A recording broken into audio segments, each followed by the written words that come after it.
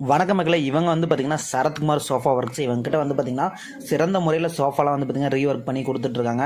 நீங்கள் தமிழ்நாட்டில் எங்கே இருந்தாலுமே வந்து பார்த்தீங்கன்னா உங்கள் வீடு தேடி வந்து சோஃபா ரீஒர்க்லாம் பண்ணி கொடுத்துருவாங்க. உங்கள் சோஃபா வந்து பார்த்தீங்கன்னா எந்த நிலமையில் இருந்தாலும் கிழிஞ்சு போயிருக்கோ இல்லை வந்து